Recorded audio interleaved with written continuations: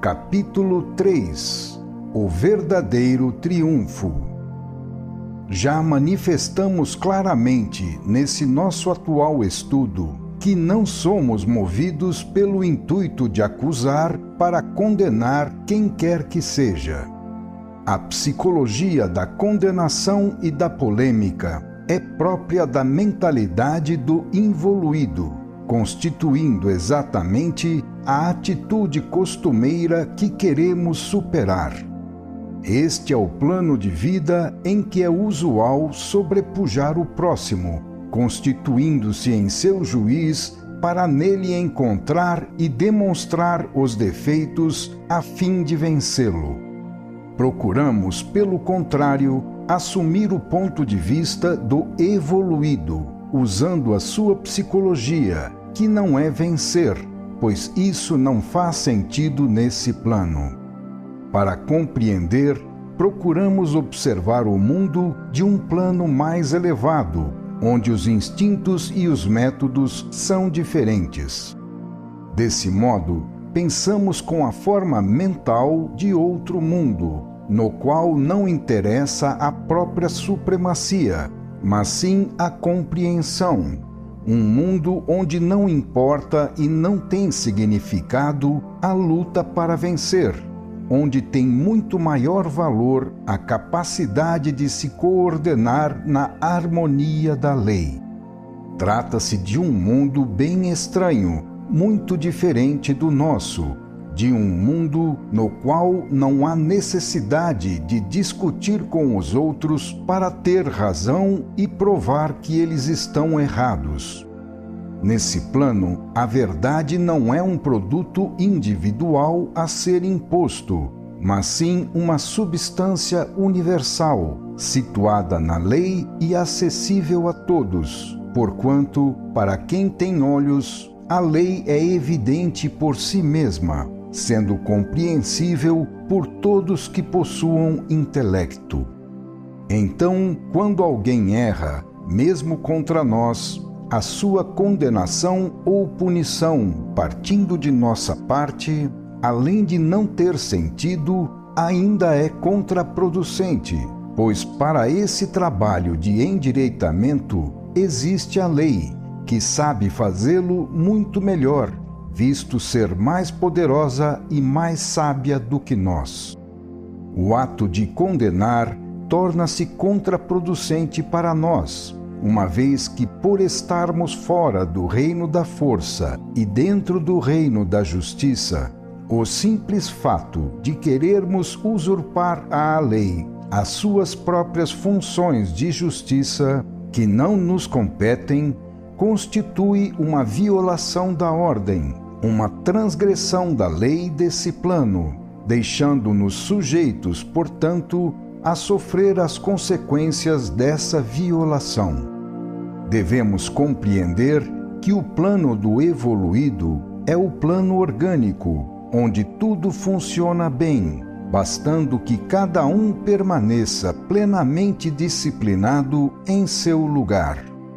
E tudo isto, como já mencionamos, em plena contraposição com nosso atual plano, onde cada um, nesse regime de individualismo desorganizado, deve conquistar seu próprio lugar por si mesmo, e onde, portanto, a posição do indivíduo não exprime a sua função no organismo, mas apenas a força que ele possui e com a qual conseguiu se afirmar.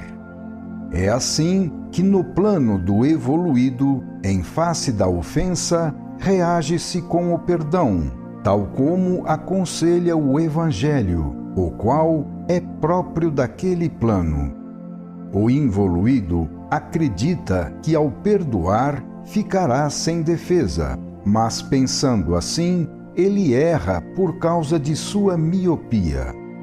Na verdade, perdoar é a melhor defesa, ou até mesmo, de certa forma, a maior vingança, porque então, ao deixarmos tudo nas mãos de Deus, a lei intervém, e não há poder ou astúcia humana, nem tempo algum, que possam fazê-la parar.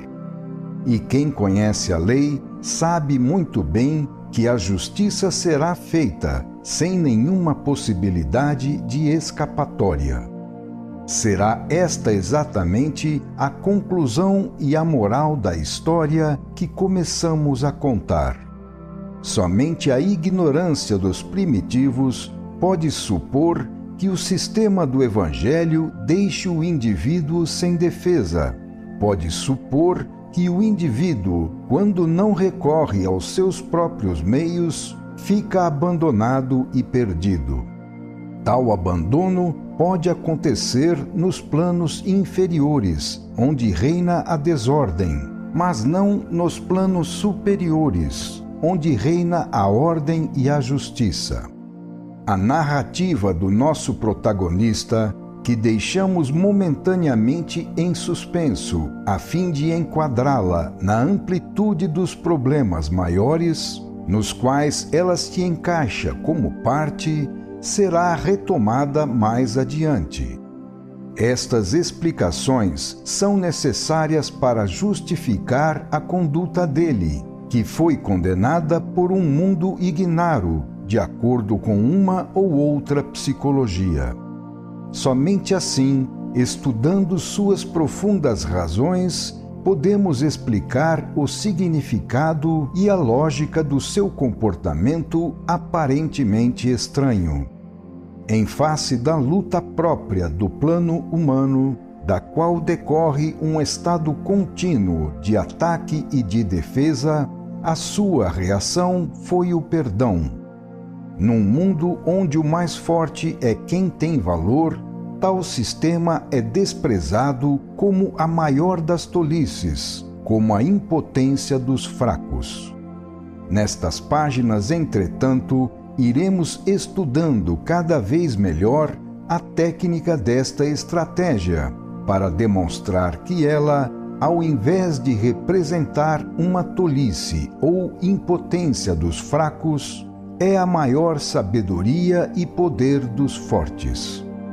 Verificaremos de fato que com este método, o nosso protagonista, sem usar as armas humanas, na ausência das quais o tipo comum sente-se desarmado e perdido, conseguiu vencer plenamente, evitando todos os danos implícitos nas vitórias humanas. Estamos explicando e continuaremos a explicar as respectivas razões.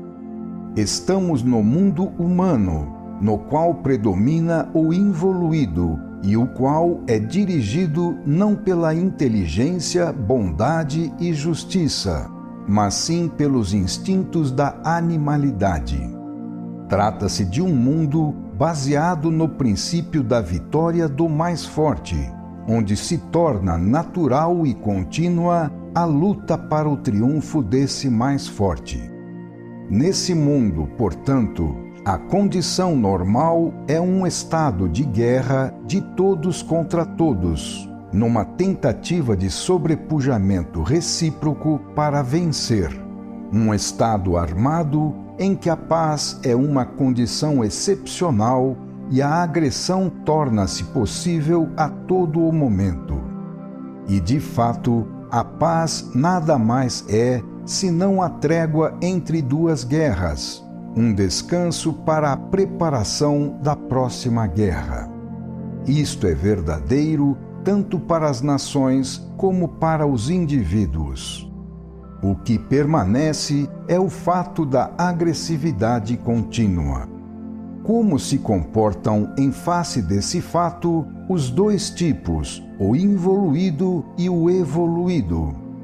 O involuído mantém-se permanentemente armado, calcula o poder do vizinho e procura superá-lo, armando-se cada vez mais. Entre as nações é bem conhecida a corrida armamentista. De forma semelhante, entre os indivíduos, cada um procura superar o vizinho em poder econômico, posição social, etc. Neste plano, o ser conta exclusivamente consigo mesmo, pois sabe que se não conseguir se defender por si mesmo, ninguém o defenderá e estará perdido. Esta é a consequência natural do princípio do separatismo vigente neste plano. A posição do evoluído é completamente diferente, pois, embora tenha, de acordo com o ensinamento do Evangelho, jogado fora todas as armas humanas, ele mantém consigo, para sua defesa, uma arma diferente e bem mais poderosa. O ponto fraco do involuído está no seu separatismo, que o torna um ser isolado, circundado em toda parte de inimigos e perigos. O ponto forte do evoluído está em sua organicidade, que o torna um indivíduo unitário, circundado em todos os lados por amigos e auxílios. O evoluído não possui o egoísmo para separá-lo do próximo, que não é seu inimigo, mas sim seu amigo. Assim, aquele estado de guerra que torna a terra um inferno cai por si só, como caem também a necessidade de viver sempre armado em luta permanente e todas as suas consequências. Eis então como se torna possível o abandono de todas as armas, que é aconselhado pelo Evangelho e que para o mundo parece loucura. O que acontece em face de uma agressão? Como se comportam os dois diferentes tipos? O involuído aponta todas as suas armas e se prepara para a batalha. É o momento de desenvolver ao máximo todo o seu poder destrutivo para aniquilar fisicamente a parte adversária. Do egoísmo separatista não pode nascer senão esta revolta contra a vida, que é uma continuação da primeira revolta, causa da queda. A batalha cria uma atmosfera de destruição, de onde emerge o grande vencedor, pronto para continuar se lançando contra outros menos fortes do que ele, para destruí-los. E desse modo, o belo jogo continua ao infinito nesse plano de vida. O sistema da luta não resolve a luta, assim como vencer não significa afirmar a paz. O mundo tem sempre acabado uma guerra para recomeçar outra. Qual é, ao invés, o comportamento do evoluído?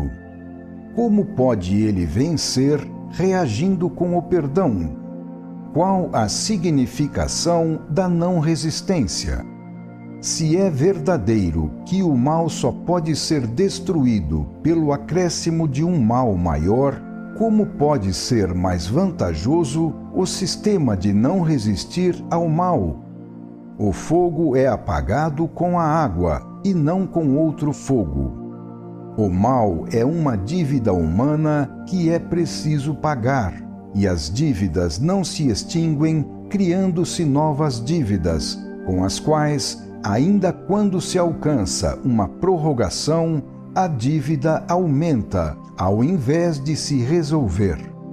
Um estado qualquer não pode ser eliminado senão por uma ação contrária. O mal é carência de bem, o ódio é carência de amor. Quando caímos no negativo por inversão do positivo, não podemos sair desta condição continuando a inverter o positivo no negativo, mas tão somente iniciando o caminho oposto, invertendo o negativo no positivo. É absurdo, portanto, acreditar que o mal possa ser curado com um mal maior. O mal só pode ser sanado pelo bem. O ódio não pode ser sanado com mais ódio, mas tão somente com o amor. Eis que, no mesmo caso, encontramo-nos com duas soluções completamente diferentes. a reação para o involuído e a não resistência para o evoluído. O método do involuído corresponde ao sistema elementar dado pelo princípio da ação e reação, o qual, funcionando no campo dos elementos isolados pelo seu separatismo, não lhes permite se conhecerem uns aos outros. Eles têm ações independentes, agindo e reagindo em recíprocos embates, numa simplicidade que ignora qualquer técnica mais complexa. O método do evoluído corresponde a um sistema mais elevado, dado pelo princípio de reabsorção, que se torna possível quando os elementos estão fundidos no mesmo campo, num estado orgânico no qual todos se conhecem bem um ao outro. Eles não agem independentemente, ignorando-se reciprocamente, mas vivem numa contínua interdependência recíproca, na posição de elementos comunicantes, própria do estado orgânico. Evoluindo a partir do estado fragmentário, suas vidas coordenam-se no estado unitário. Decorre disto que, sendo cada um parte do mesmo organismo, o ato de desferir um ataque contra o vizinho não significa ferir um estranho, mas sim a si mesmo, pois se agride um elemento do próprio organismo, que é constituído também por si mesmo e de cuja vida total é formada também a própria vida particular. A grande diferença entre involuído e evoluído, da qual todo o resto depende, é o estado de separatismo individualista, no caso do involuído, e de coordenação unitária, no caso do evoluído. Considerando esses dois princípios opostos, é lógico que deles decorram consequências e métodos opostos, dados pela revolta para o involuído e pela compaixão e perdão para o evoluído. É lógico, no caso do involuído, que os estranhos se considerem inimigos, assim como é lógico, no caso do evoluído, que os membros da própria família se considerem amigos. Tudo depende da atitude mental dada pela própria psicologia, inerente ao plano biológico em que se vive. A diferença está no fato de que o involuído considera os seus problemas isolados dos outros, enquanto o evoluído os considera todos fundidos, cada um como parte do mesmo problema de todos. É este diferentíssimo comportamento entre os dois tipos a razão pela qual eles, não podendo se compreenderem um ao outro, vivem em posições antagônicas na Terra, excluindo-se reciprocamente. É assim que o involuído permanece irremediavelmente separatista, enquanto o evoluído permanece organicamente unitário. Pode-se perguntar, no entanto, como é possível que o tipo evoluído, sendo uma exígua minoria na Terra, seja organicamente unitário, como se afirma constantemente? Onde se encontra esta unidade orgânica, que é inexistente na Terra? É preciso antes lembrar que a Terra não é todo o universo, que as formas terrestres de vida não são todas as formas de vida, que o evoluído é um exilado na Terra e pertence a outros grupos étnicos situados em outros planos, com outras formas de vida. Ao nascer na Terra, o evoluído traz consigo os métodos de sua raça, que não são os métodos do nosso mundo.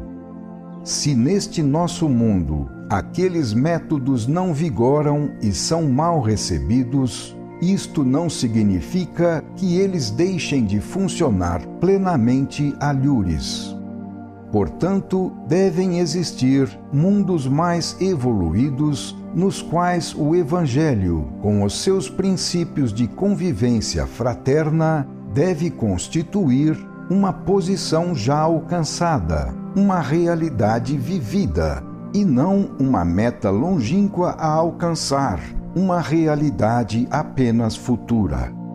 Os companheiros do evoluído estão nesses ambientes, e a distância espacial não pode impedir que eles permaneçam espiritualmente seus vizinhos. O evoluído, que se tornou inerme por haver deitado fora todas as armas, mantém-se em comunhão com estas grandes coletividades espirituais, pertencentes a planos mais elevados, de onde descem as forças para defendê-lo. O mundo debocha dele, tal como fizeram os crucificadores de Cristo ao pé da sua cruz. Debocha dele por vê-lo desarmado e fraco, mas não sabe que ele é o mais armado de todos e que, após as pequenas vitórias dos involuídos, destinadas à eliminação recíproca, pertence a ele exclusivamente a última vitória.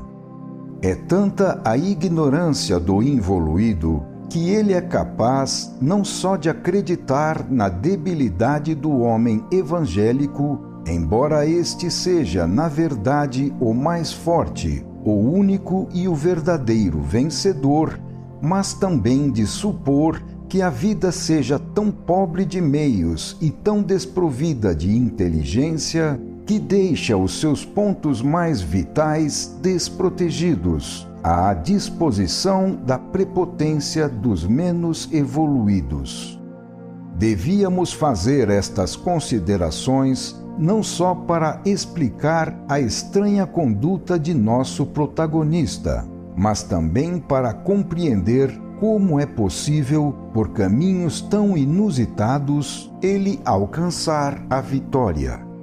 Este estudo conduz à compreensão do profundo significado do Evangelho e da estranha estratégia usada por ele para vencer a batalha da vida.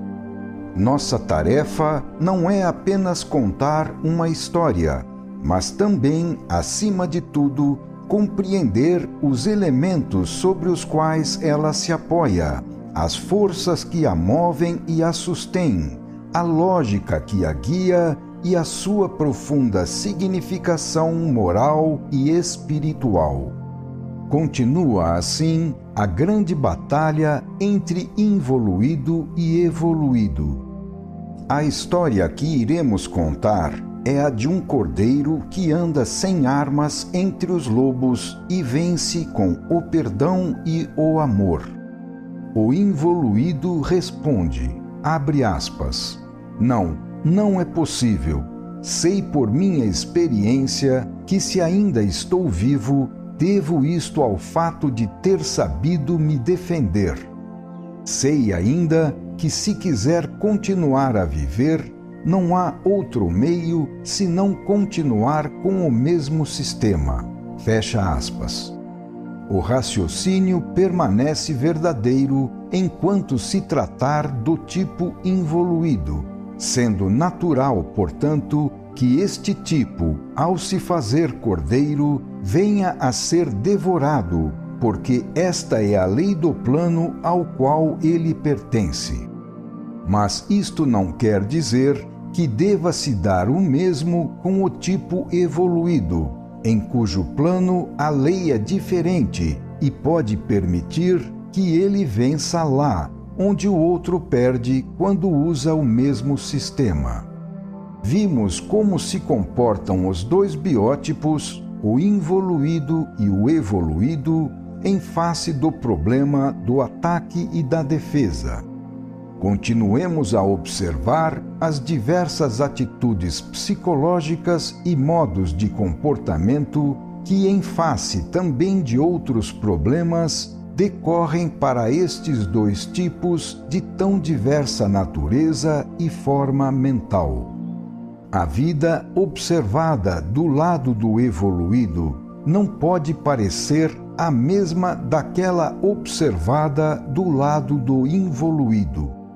Os dois modos podem, inclusive, conduzir a conclusões opostas, especialmente quando os dois tipos convivem no mesmo terreno, condição na qual surge entre eles o problema do relacionamento, onde os julgamentos tomam características de reciprocidade.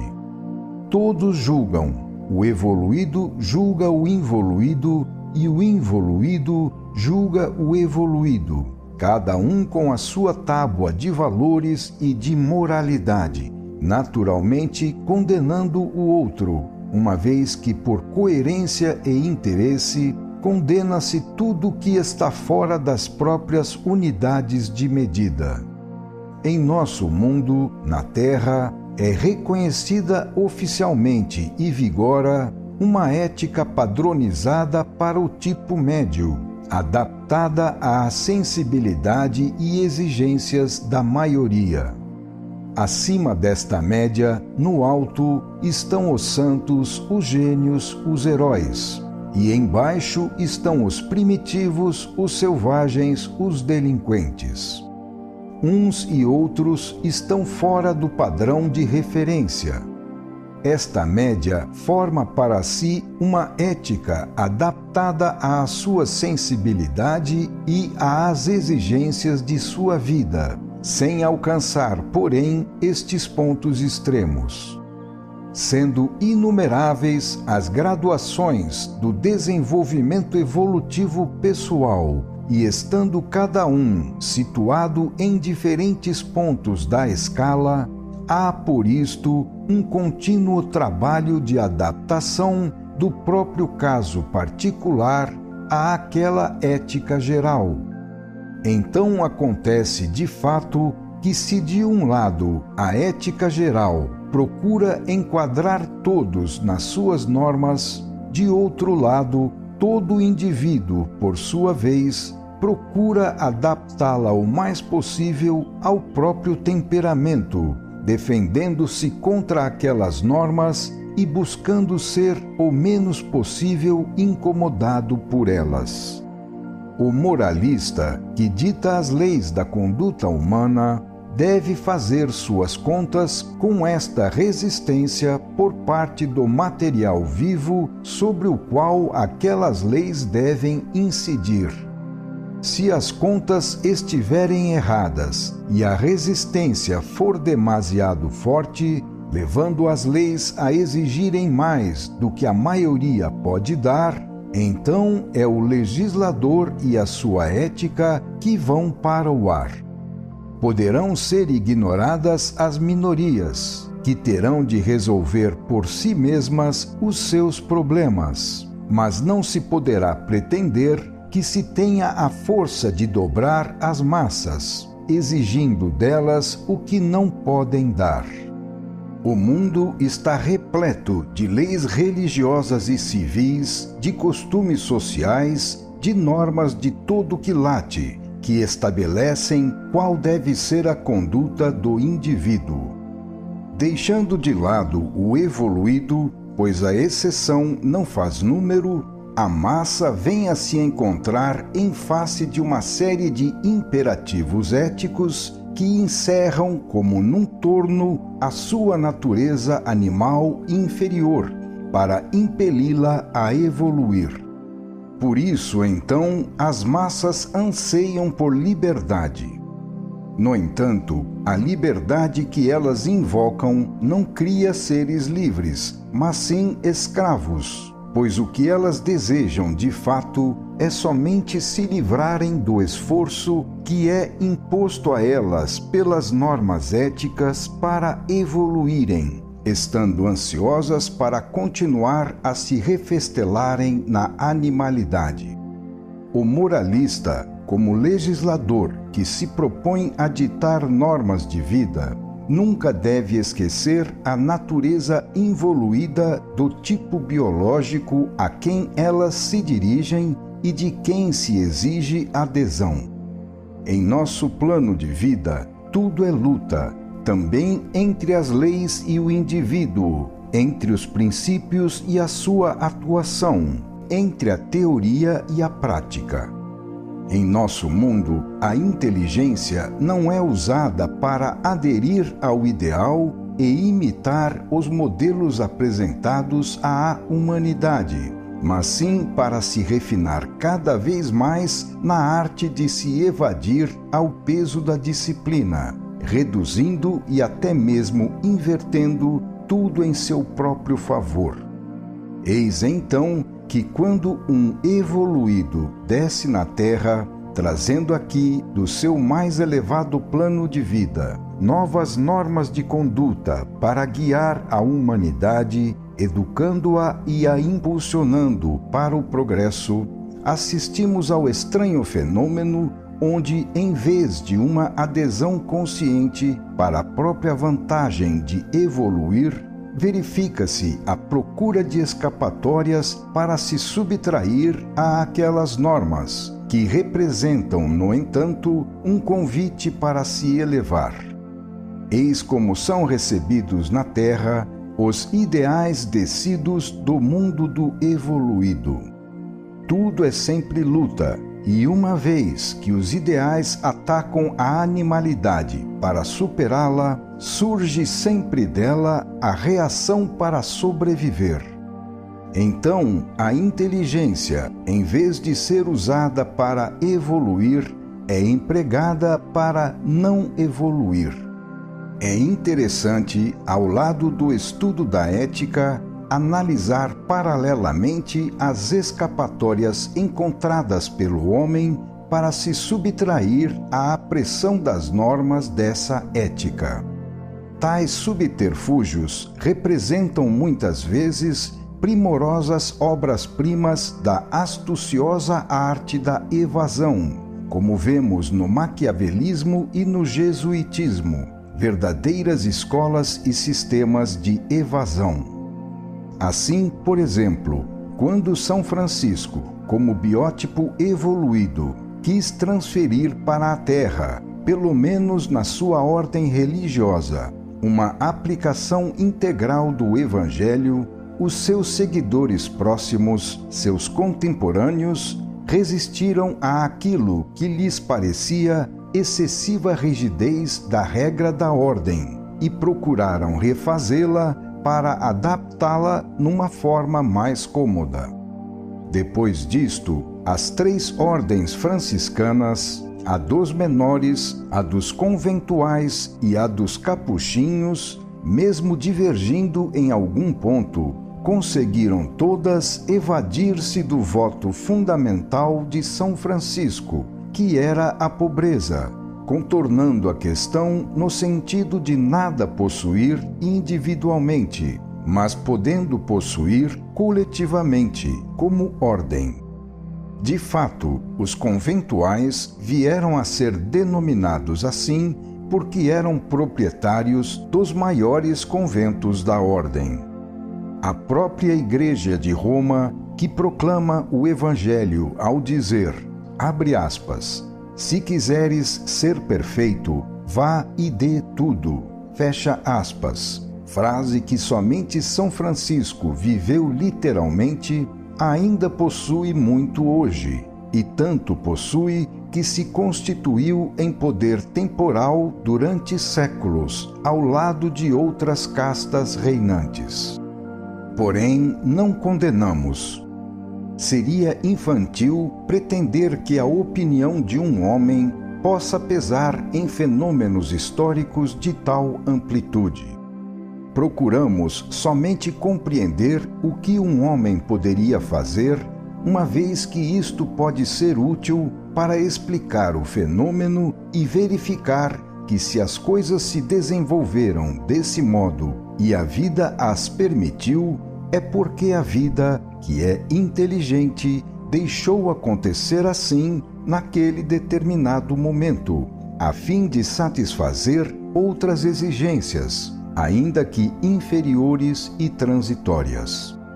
Dadas as condições relativas de um determinado momento e a busca de desenvolvimentos futuros, algumas vezes certos males são inevitáveis para cumprirem suas funções criadoras de bem. É interessante observar como acontece o fenômeno da descida dos ideais na Terra. Um ser evoluído, cidadão de outras humanidades, toma o seu corpo na Terra. Os homens, observando que tal tipo possui um corpo igual ao deles, julgam-no semelhante a eles. No entanto, embora tudo apareça igual externamente, não o é interiormente, onde habita uma alma de outro tipo. Tão logo este ser começa a se manifestar pela palavra e pela ação, tal como se verificou com São Francisco, é imediatamente condenado pelos normais, que o julgam um louco. Mas ele insiste, procurando fazê-los compreender a sua estranha linguagem, a qual não é deste mundo, continuando firmemente no seu modo de agir, demonstrando uma força que os normais começam a perceber e que, como toda força, induz ao respeito. Mas eis que depois as massas o acompanham, movidas por um sentimento que, nascido da estima, da veneração, do amor, é muito mais intenso que o temor gerado pela força. Mas por que isso? O fato é que mesmo nos equilíbrios das forças biológicas em ação, também se manifesta o poder do ideal, o qual tem certamente na vida a sua função. A evolução é de fato uma das fundamentais exigências da existência. Dos planos mais elevados, desce até os planos mais baixos uma atração contínua, uma espécie de fascinação que, atuando como um convite e um impulso, move a inconsciência instintiva no sentido de seguir aquela atração. Assim, por meio destes seus misteriosos fios, a vida move o ser, a fim de arrastá-lo para onde ela quer. Isto ocorre também no mistério da atração sexual, à qual se obedece sem saber o porquê. No entanto, basta que a vida o saiba, pois ela dirige tudo. Desse modo, as massas seguem o homem superior, ao qual a vida também confere uma natural fascinação, que lhe é indispensável para executar o trabalho a ele confiado, tal como confere à mulher a indispensável fascinação para que ela cumpra a sua função de gerar. Assim, as massas seguem o evoluído.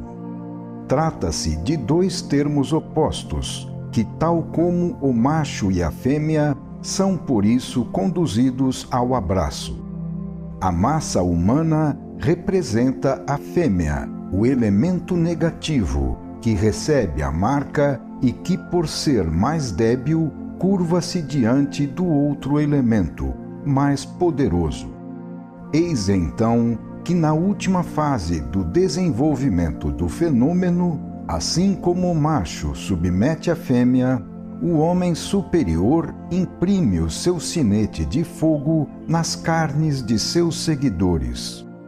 Assim como se deu com Cristo e o cristianismo, as massas depois rebelam-se e procuram se evadir com inumeráveis astúcias. O abraço inicial, todavia, continua e, como todo abraço, será uma forma de luta. Mas nessa luta, de Cristo para vencer o mundo e do mundo para destruir Cristo, os dois estão abraçados. O elemento negativo oferecerá todas as resistências, mas está nas leis da vida que ele seja dominado e fecundado pelo elemento positivo, que é o mais forte. A luta continua e continuará, mas a semente é introduzida no terreno que tinha de recebê-la. A luta continuará, mas o germe fecundador tornou-se ativo para gerar o feto, que é a alma do homem novo, representando o biótipo evoluído. E esse processo não poderá ser interrompido até que aquele novo ser nasça. Eis como se verifica o fenômeno da descida dos ideais na Terra.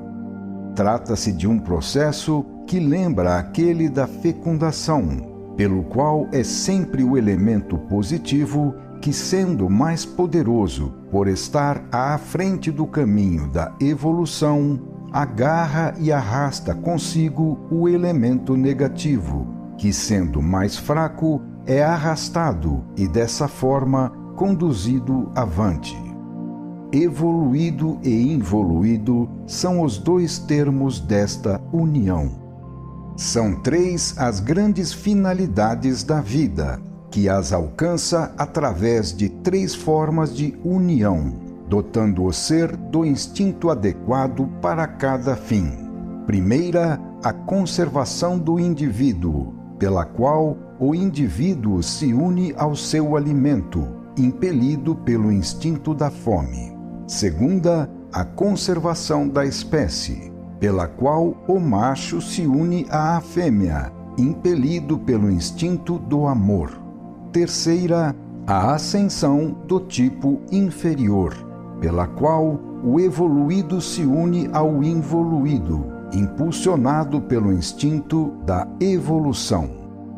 Três finalidades a alcançar, três uniões a serem efetivadas, três instintos a serem saciados. Em cada caso, há um dobramento do mais sobre o menos, para lhe estender a mão e ajudá-lo a se erguer para o alto. Então, o menos torna-se instrumento do mais, como meio para a sua realização. Isto nos mostra como a vida é una, não obstante os seres se distanciem nos seus diversos planos. Mostra-nos também a razão pela qual a vida, embora dividida nos seus particulares, permanece compacta, pois ela é regida por princípios uniformes, que estabelecem uma rede universal de relações pelas quais tudo é entrelaçado.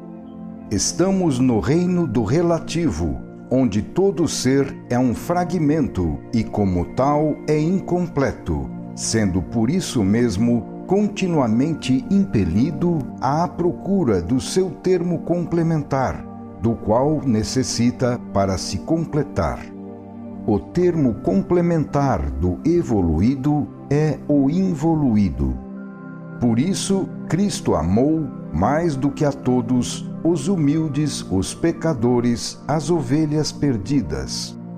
Este é o destino fatal dos mais adiantados, que não podem deixar de se sentirem atraídos pelos mais atrasados, porque fazê-los progredirem é exatamente a função biológica do evoluído. É esta atração que explica o seu instinto de sacrifício em prol dos piores, justamente aqueles que menos mereceriam tal sacrifício. A vida é lógica, econômica e utilitária.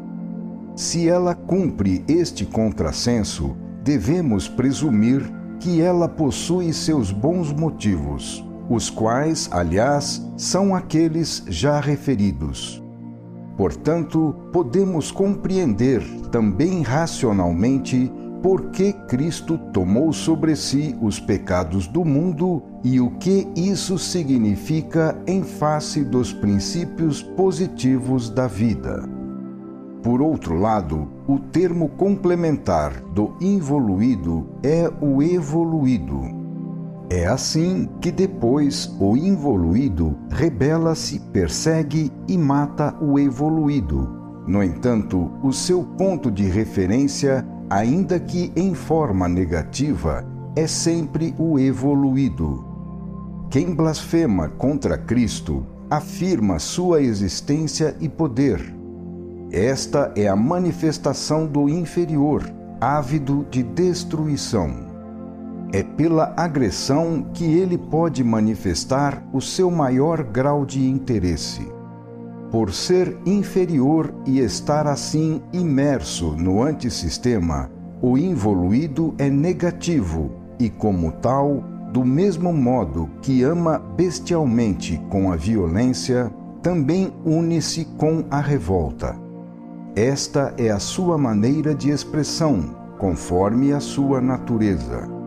O mundo está unido a Cristo para enganá-lo, traí-lo e explorá-lo, mas mesmo assim, a seu modo, está unido a Cristo, que para todos, tanto para quem o ama como para quem o odeia, permanece sempre o termo de referência, a unidade de medida dos valores, o farol que indica a todos o caminho, mesmo para os que não querem andar.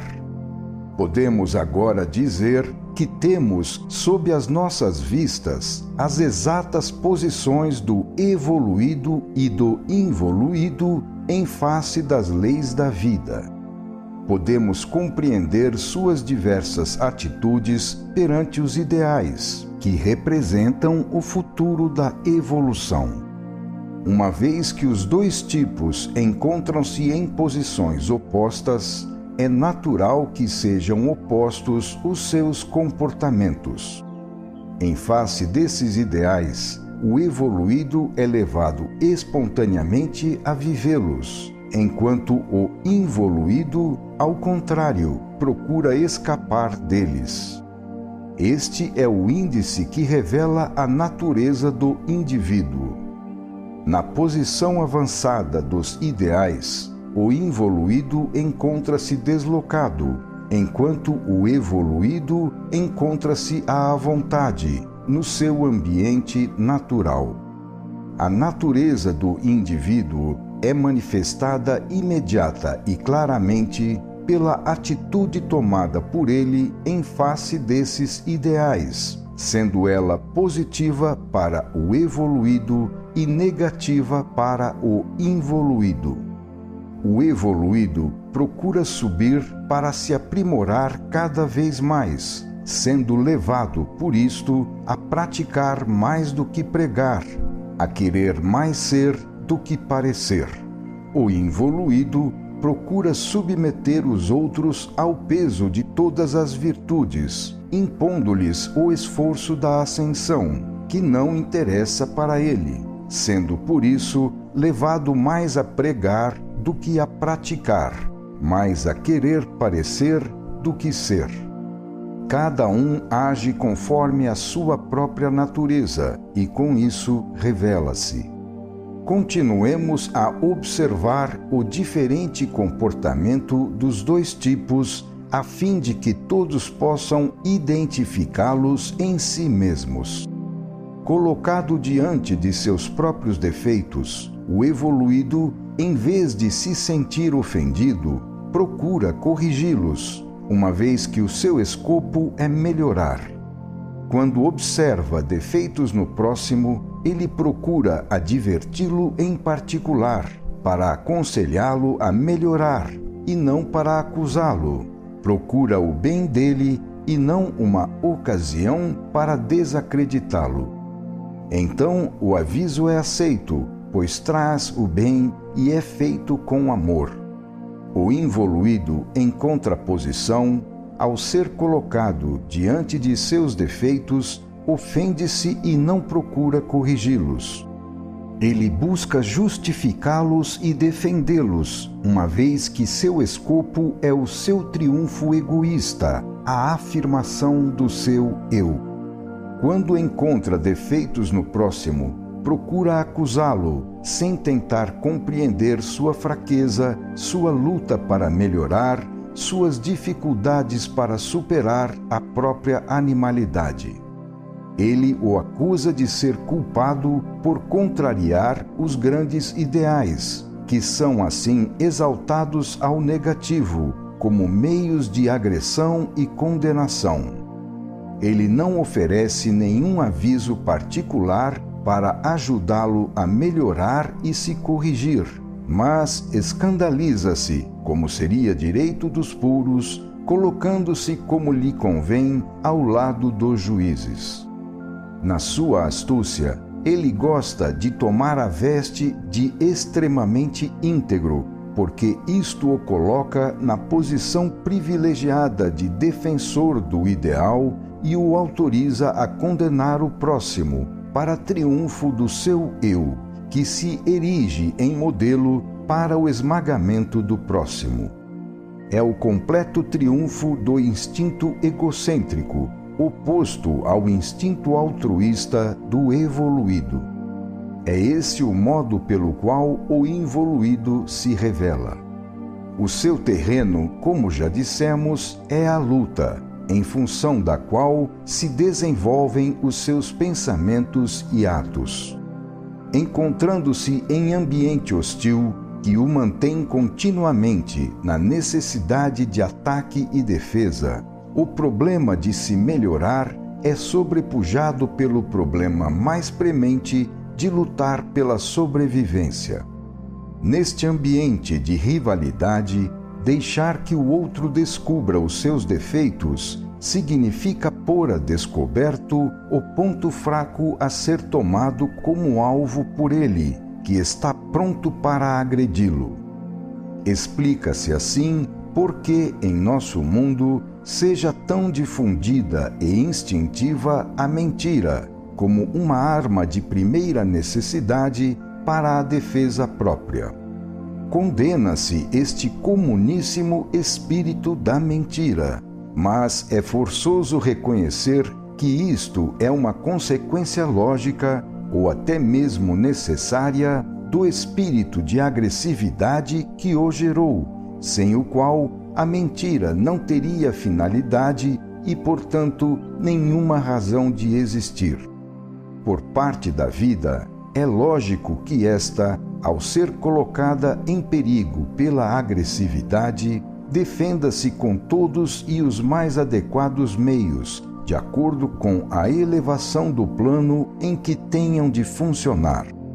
De fato, a mentira desaparece espontaneamente no plano do evoluído, onde o domínio do espírito de sinceridade elimina automaticamente o espírito da mentira, que cai por si mesmo, pois não há mais para ele, em tais condições, nenhuma necessidade de continuar a existir. É assim que a luta faz do plano de vida do involuído um terreno repleto de traições, uma rede de enganos, um fingimento contínuo. Para poder enganar melhor, proclama-se sinceridade. Num regime que, embora não pareça, é substancialmente feito de luta, a convivência social educa e obriga continuamente a este fingimento. Isto permite a possibilidade de múltiplas interpretações dos aspectos bifrontes de todos os nossos atos, levando à formação de uma segunda personalidade, fictícia, que se sobrepõe à verdadeira para escondê-la. Esta segunda personalidade é a mais considerada, porque, aparecendo externamente, é a base para o julgamento da opinião pública, que estabelece em nosso mundo o valor do indivíduo. Trata-se, porém, de um juízo inconsciente, derivado da explosão de instintos elementares e irracionais, quase sempre egoístas e agressivos. É assim que a opinião pública, mesmo sendo incompetente para julgar, pois ignora as verdadeiras causas, está sempre pronta e ávida para fazê-lo, embora, devido à própria ignorância, esteja sujeita a ser enganada pela astúcia dos mais espertos e menos honestos. A vida é utilitária, ambiente no qual, mais do que realmente ser, é conveniente aparentar, pois isso produz estima e confiança. No ambiente do evoluído, demonstrar as próprias debilidades não significa receber desprezo e condenação, mas sim compaixão e ajuda, razão pela qual é possível aí a sinceridade. Mas é natural que num ambiente onde se está à procura das fraquezas do próximo para fazer delas um alvo, a vida se afaste da sinceridade, que se torna perigosa para ela. Seria absurdo pretender que a vida ande contra si mesma. No plano do involuído, o egocentrismo isolacionista dominante separa cada indivíduo do outro, encerrando-o nos seus próprios problemas pessoais e o fazendo ignorar os problemas dos outros.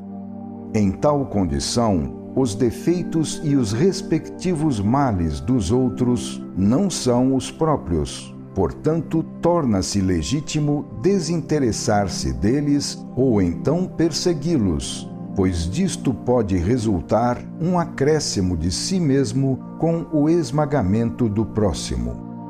O contrário se dá no plano do evoluído, em que o estado orgânico dominante une todos os indivíduos reciprocamente, situando-os como parte cointeressada na boa solução dos problemas do próximo. Neste plano, os defeitos e respectivos males do próximo valem tanto como os próprios, sendo necessário e útil assim interessar-se em eliminá-los, uma vez que representam um defeito e um mal para todo o organismo do qual se é parte e, portanto, também para todo elemento componente. É natural, então, que o modo de se comportar dos dois tipos biológicos seja completamente diferente, uma vez que o problema da vida nos dois planos está estabelecido de modo completamente diferente. Tudo tem a sua razão de existir e está no seu justo lugar. Devemos ter em conta o fato de que no plano do involuído dominam a insensibilidade e a ignorância. É para se poder efetivar a evolução nestas condições, em pleno regime de separatismo e de luta, que se tornam necessários os duros golpes que os involuídos desferem-se reciprocamente, já que é nesta reciprocidade agressiva que eles cursam a escola necessária. Este é o duro e indispensável pão para a resistência dos dentes dos involuídos. A escola da evolução deve usar meios proporcionados à sensibilidade dos alunos. Tratá-los com um espírito de autossacrifício poderia, em determinados casos, representar para eles um convite à inércia e à exploração. Muitas vezes, a condenação da opinião pública, na feroz acusação do vizinho, do qual se ressente o malefício, representa o único meio capaz de ser sentido e percebido pela insensibilidade dominante. Quantos, deixando-se arrastar, não procuram explorar o sacrifício de Cristo? Porém, não se pode, com isto, enganar a vida. O resultado, então, é que o mundo, recusando os argumentos da bondade, foi colocado pela vida sob o látego dos comuns e duros argumentos conhecidos por todos, o único modo adaptado à sua sensibilidade. Cada coisa está em seu devido lugar na ordem universal. Depois de haver anunciado a sua verdade, dando o exemplo e cumprindo o seu sacrifício, a tarefa do evoluído está cumprida, e isto basta. Então cabe a cada um o esforço da própria evolução, pois não é possível explorar o esforço dos outros, fazendo-os evoluírem em nosso lugar. Se depois o involuído quiser subir, então ele deve se pôr em movimento com as próprias pernas. Na justiça da lei, cabe a cada um o próprio trabalho. Ao evoluído, compete dobrar-se sobre os mais atrasados em missão de sacrifício, ensinando e guiando. Mas depois, cabe ao involuído fazer o esforço para se transformar, seguindo os passos dos mestres. Se não quiser fazê-lo, o dano será todo dele, e o martírio dos evoluídos que se sacrificaram por ele ficará inutilizado, uma vez que ele não quis colher o fruto oferecido. Os involuídos podem até martirizar os evoluídos que descem à terra em missão, pois sendo este o modo pelo qual os primitivos tomam conhecimento das coisas, isso é permitido pela lei. Mas depois, se eles não aceitarem e não seguirem este conhecimento, ninguém poderá constrangê-los a isto, nem fazer o respectivo trabalho em seu lugar, pois este é o trabalho evolutivo necessário para alcançar a própria felicidade. Assim, julgando-se fortes e astutos por terem sabido esmagar o evoluído que se sacrificou por eles, os involuídos perdem a oportunidade que lhes foi oferecida para se evadirem, permanecendo assim submergidos no pântano de seus próprios males. Os perseguidores de Cristo acreditaram que obteriam vantagem, mas provocaram seu próprio dano. Desse mesmo modo, todos os que põem entraves à missão dos homens superiores acreditam ser vencedores, mas são vencidos. Imaginam alcançar ganhos com a liquidação de um inimigo, porém deslizam cada vez mais para trás, em direção à ignorância e à dor. Continuemos a observar as diversas posições do evoluído e do involuído em todos os seus aspectos. Mais adiante, trataremos em particular da moral, procurando encontrar uma moral racional que se eleve sobre bases positivas. Queremos observar aqui somente o comportamento dos dois biótipos em face das normas propostas como guia da conduta humana. A natureza predominantemente egocêntrica e isolacionista do involuído, devido à sua posição retrógrada ao longo da escala da evolução, mais próxima do antissistema, manifesta-se em todas as suas atitudes, assim como a natureza predominantemente orgânica e unitária do evoluído, devido à sua posição mais avançada, mais próxima do sistema, igualmente manifesta-se em todos os seus atos. Desse modo, a moral do involuído é predominantemente egocêntrica, partindo de seus próprios direitos em relação aos outros e dos deveres dos outros para consigo. O regime de luta em que vive o involuído não pode deixar de aparecer em todos os seus passos. Disto segue que a sua moral, embora externamente envernizada com a mentira de nobres ideais, é substancialmente uma moral de agressão. O que distingue e revela o involuído é exatamente o espírito de agressividade, enquanto o que distingue e revela o evoluído é o espírito de amor. verificamos que os princípios gerais expostos nos volumes Deus e Universo e O Sistema alcançam aqui, no terreno humano em que todos vivemos, as suas últimas consequências. Dada a posição do involuído ao longo da escala da evolução, é natural que seja de luta a sua moral, cujo elemento fundamental é constituído pelo problema da vitória sobre tudo e todos.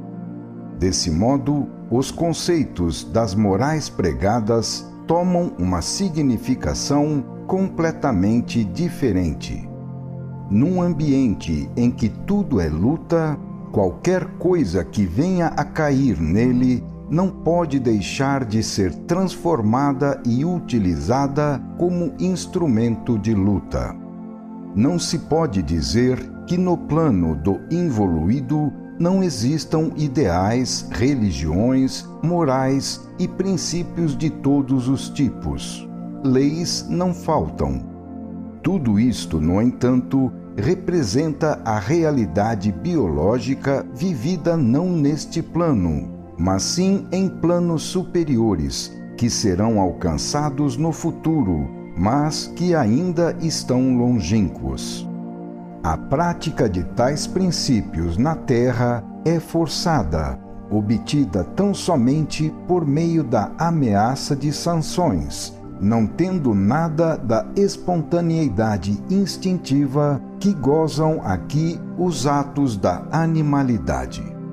Os princípios superiores aparecem na Terra como um capuz imposto mais ou menos à força sobre a natureza humana, que, sendo bem diversa, rebela-se e procura lançar longe o pesado fardo, tentando toda forma de contorção possível para se evadir. Enquanto o desejo primordial do evoluído é aderir à lei, o primeiro desejo do involuído é submetê-la a si mesmo. Em nosso mundo, tudo é consequência lógica da posição retrógrada ocupada pelo involuído ao longo da escala da evolução. Trata-se de uma série de elementos conjugados em cadeia: revolta contra a ordem, estágio de desorganização, separatismo, isolamento egocêntrico, egoísmo, luta, agressividade e o consequente revide agressivo por necessidade de defesa. Forma-se desse modo um regime de incompreensão e de antagonismos que arrasta a todos.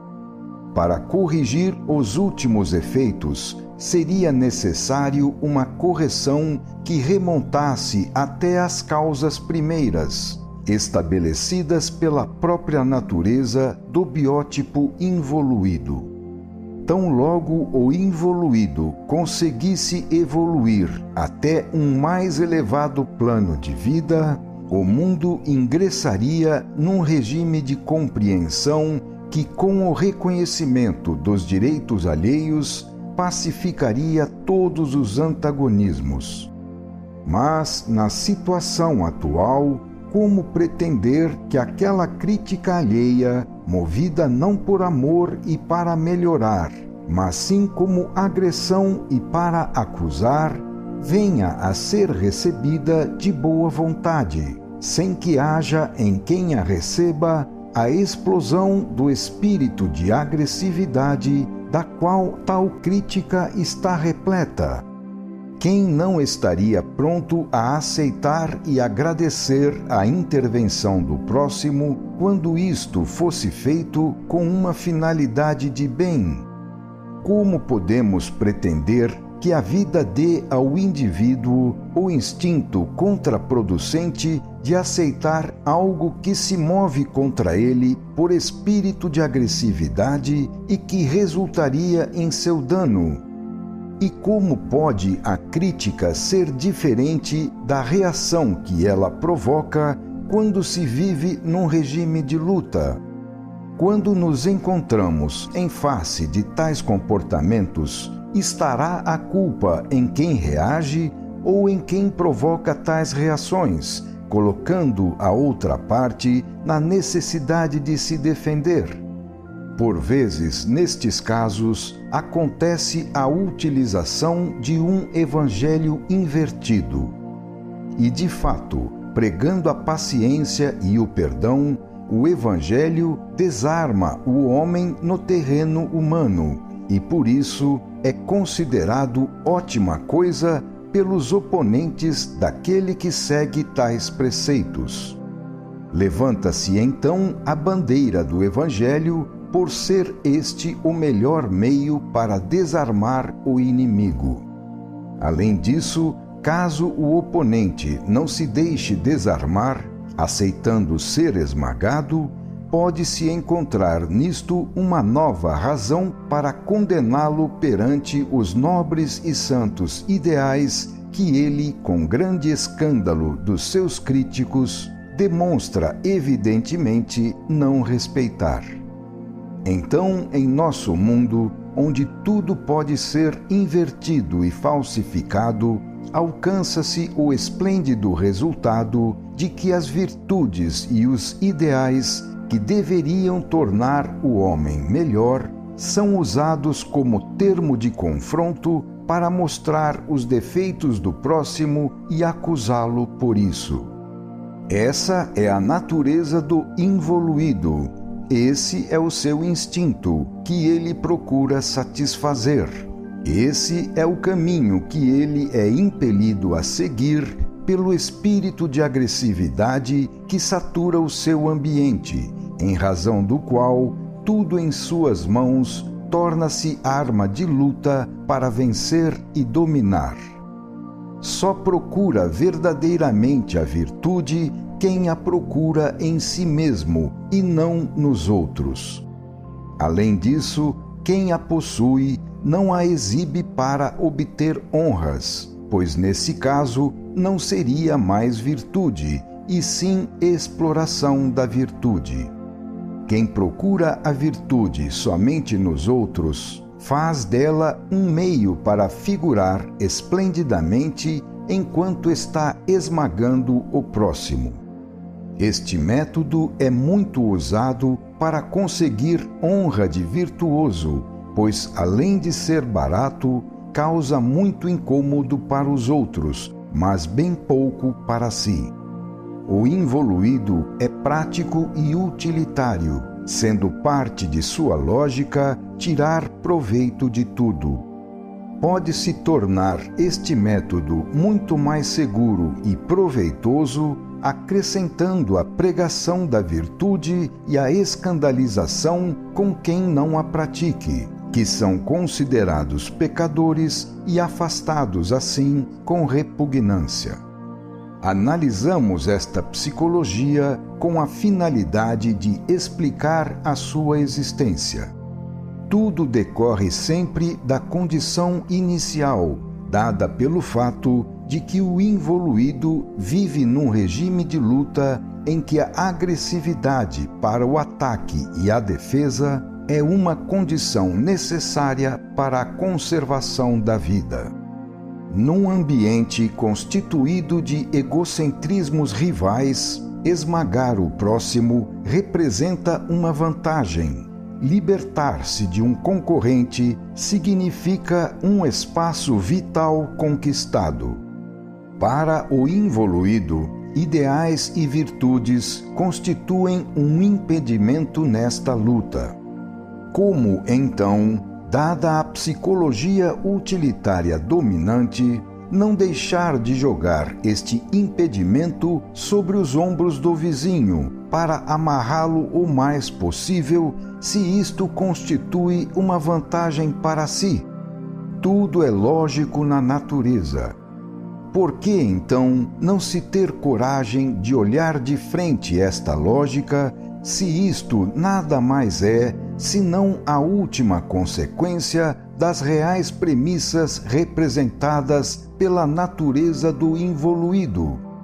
Por que escondê-la com a hipocrisia e disfarçar a realidade sob falsas aparências? É mais honesto sermos sinceros. Estamos no plano do involuído, onde predominam ainda os instintos da animalidade. Por que se deveria renunciar, neste plano, a vencer o próximo, quando isto representa conquistar para si um acréscimo de vida? Estamos aqui situados num terreno onde reina o egoísmo separatista, cada um por si.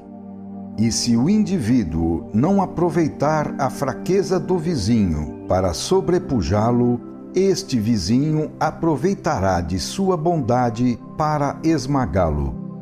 Tudo isto, com a evolução, cai por si mesmo, pois é contrário à lógica da vida no plano orgânico do evoluído, onde tudo isto não tem mais razão de existir.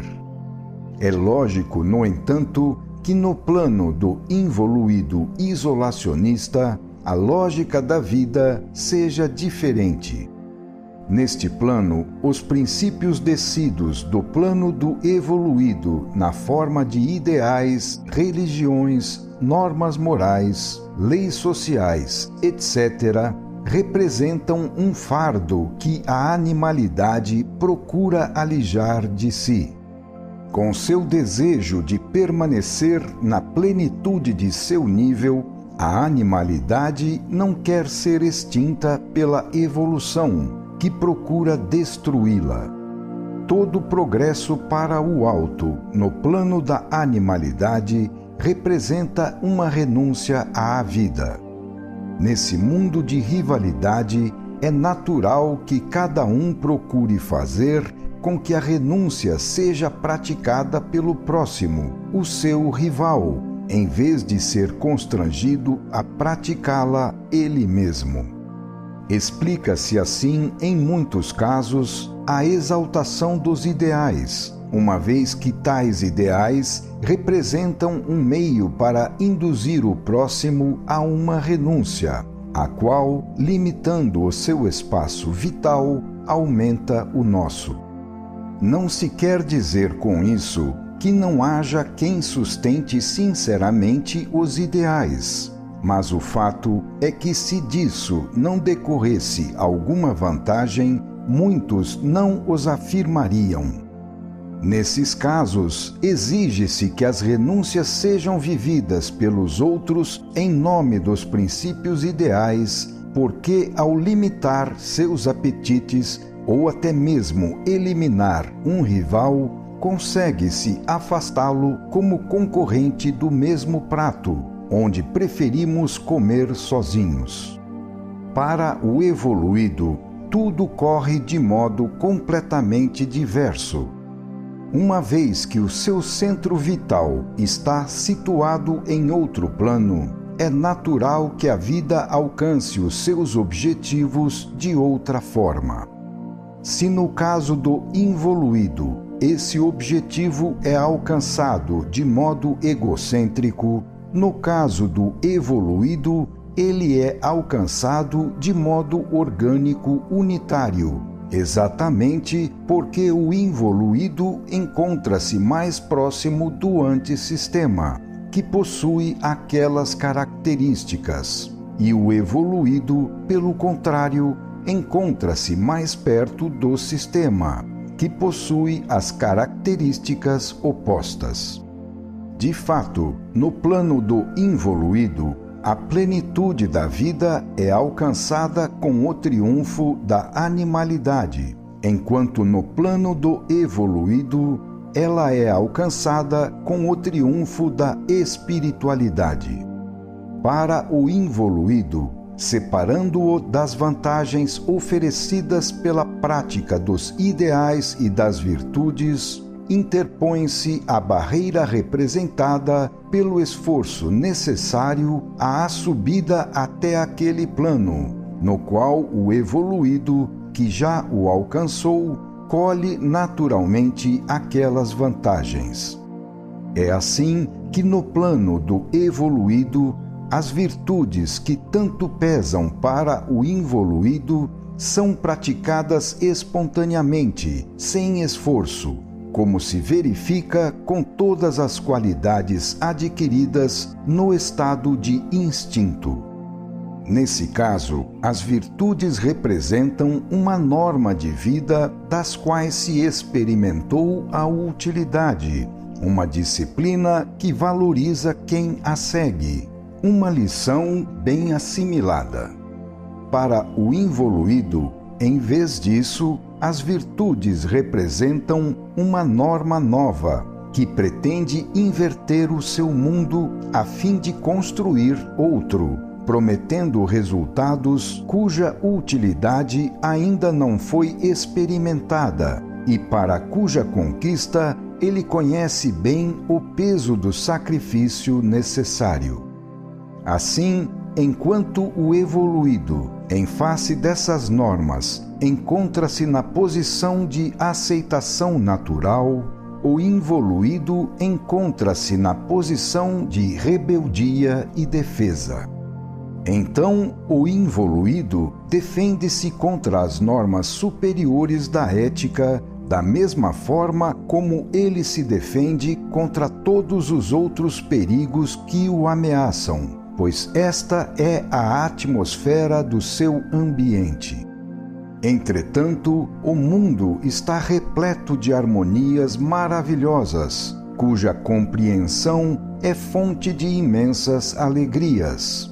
Está repleto de potencialidades gratuitas para quem for digno de possuí-las, assim como os espaços estão cheios de energia, que move gratuitamente incomensuráveis massas de matéria. Tais harmonias e alegrias são desconhecidas pelos primitivos, que vivem submersos num mundo de agressão recíproca e, portanto, de perigo e ansiedade contínuas. Nele, a potência é disputada e fragmentada, porque os seres não são dignos de possuí-la. É por isso também que na Terra, onde tudo está acorrentado pela atração recíproca, propriedade da matéria, toda a energia necessária para movimentar qualquer pequena massa torna-se custosa. O evoluído é como um bólido que, livre da atração material da Terra, pode viajar livremente pelos espaços, usufruindo da energia gratuita a que tem direito todo aquele que se tornou digno de captá-la. Para ele, o mundo, que se apresenta repleto de terrores para os primitivos, manifesta-se sob um aspecto totalmente diferente, pleno de ordem e de harmonias, onde a vida é garantida por um Deus não mais colérico e vingativo, mas sim verdadeiro Pai de todos.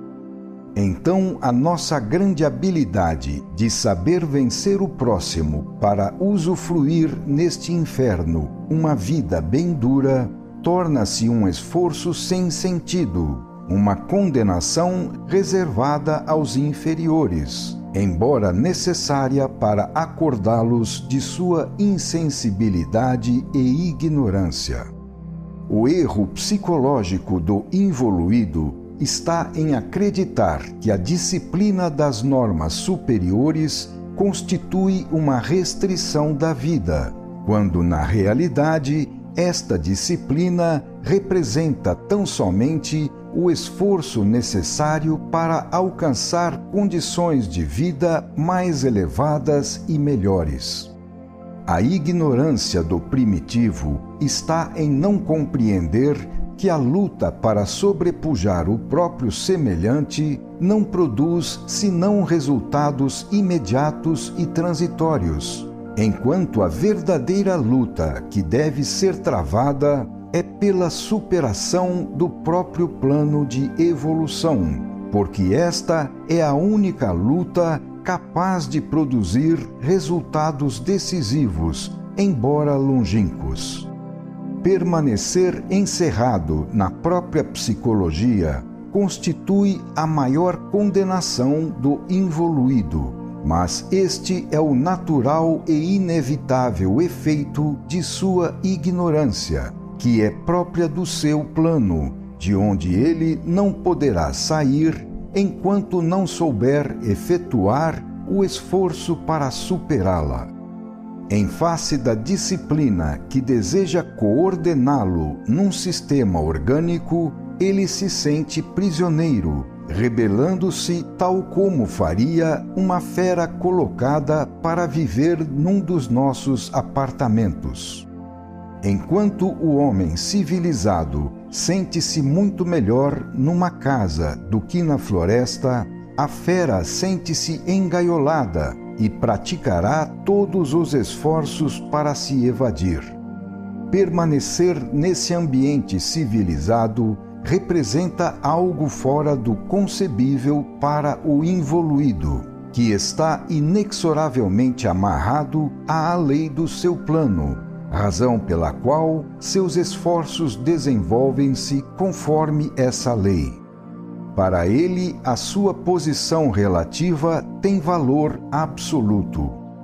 Ele não compreende que o ato de querer encerrar o próximo em vez de a si mesmo na gaiola das virtudes, pregando em vez de praticar, não constitui astúcia em seu favor, mas sim prejuízo para si próprio. Se quisermos verdadeiramente ganhar, cada um de nós deverá tomar o seu próprio fardo e carregá-lo para evoluir.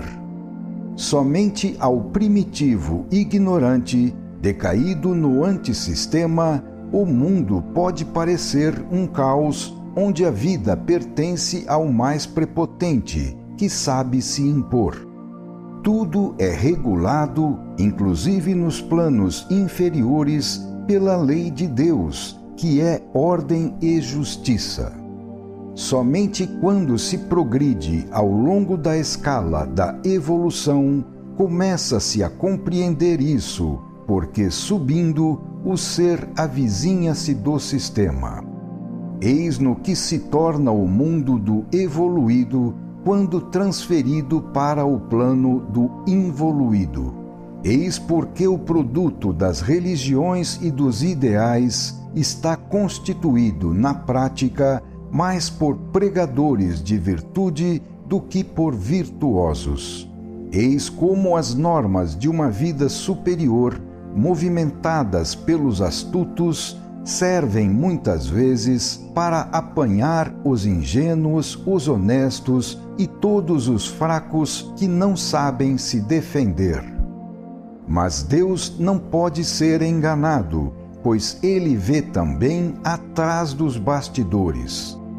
É assim que, pela lei de justiça de Deus, a humanidade sempre pagou, está pagando e pagará pelos seus erros. Somente depois de haver feito a diagnose do mal, é possível compreender qual deve ser a cura. Somente depois de haver compreendido quais erros foram perpetrados, pode-se ver quão justas e merecidas são as suas consequências, as quais a humanidade está suportando.